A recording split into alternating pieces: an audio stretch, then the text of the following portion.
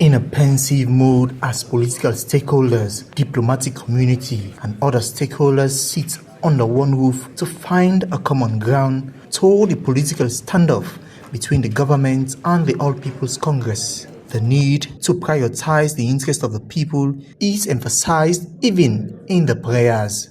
Let the interest of the people of Mama Salone be prioritized. The dialogue is coming as a result of boycott by the APC in both central and local governments after issues of transparency and irregularities were raised by the party in the June 2023 elections. This dialogue comes at no better time than now, and there is no shame in allowing outsiders to settle disputes, says the board chairman of the Independent Commission for Peace and National Cohesion, Reverend Shodanke Johnson. This is the right time.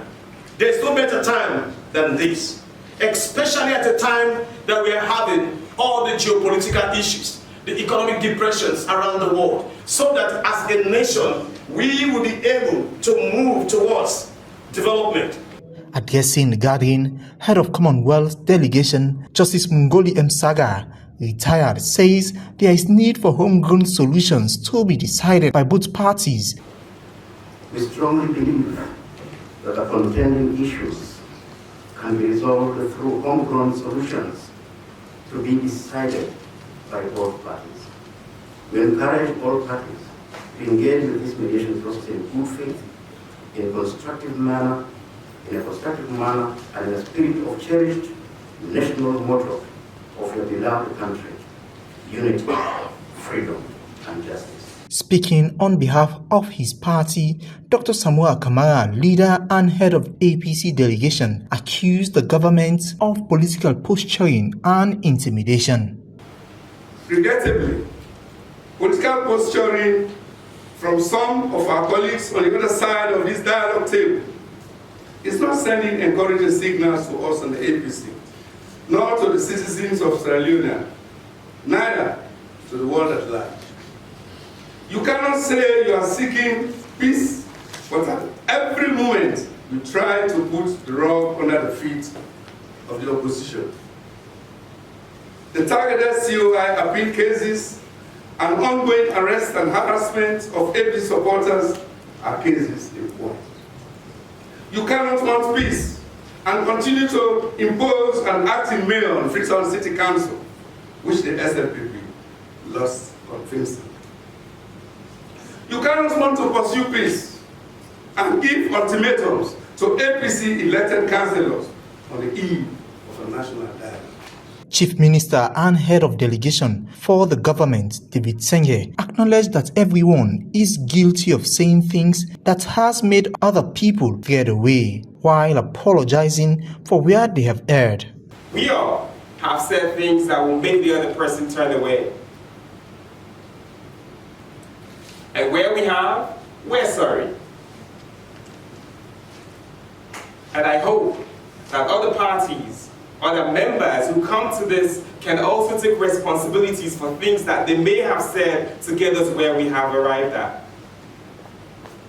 Being reflective is not a position of weakness, but rather that it's a commitment that we are making to move forward. Dr. Samuel Kamara's wife is my auntie, not a distant blood auntie, a very close auntie by blood from Pujan.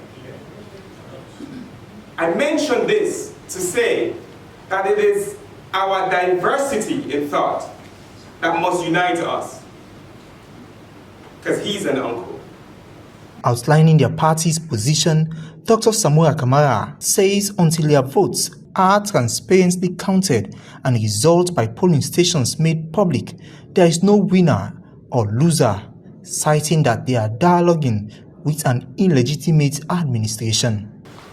We are not a disgruntled group, but for the purpose of this conversation, and until our votes are transparently counted and the granular results by polling station made public, there is no winner, neither is there a loser. Without releasing the disaggregated vote counts, the people will have no way of knowing the outcome of their voting effort. Hence, at this table, we are dialoguing with colleagues representing an illegitimate administration whose executive, legislature, and other public appointments are only beneficiaries of a stolen election. In this dialogue, there has to be a path to restoring democracy and the people's will. There has to be a path to bringing back the people's stolen vote. This is what APC's leadership stands for.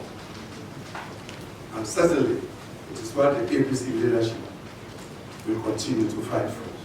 However, in what David Senge describes as not speaking for ECSL, says, and I shall not speak on behalf of the ECSL. Disaggregated results exist in all of our hands. That's what the reforms are. That's what we signed up for as a party. Everybody had representatives at polling stations. Everybody signed our reforms. Those are disaggregated results. They exist in our hands. Like I said, I will not speak for ECSL, but I'll speak for us that we're satisfied with the disaggregated results that we have. Finally, we're a country of laws defined by the Constitution and all other laws that have come out of the Parliament of our country. Law and order. And I want to urge all of us that during these debates, during these dialogue, we must never, never ever speak outside of the laws of the country. An ice-breaking moment as the facilitator for the joint dialogue, Fatimata Jallow, former Vice President of the Gambia, asked both parties to shake hands while urging for the interests of the country to be placed at the center. The dialogue is expected to end on Wednesday, 18th October 2023, and it is expected that a common ground be met for the interest of peace, development, and national cohesion. Joseph Johnson, AYV News, Freetown.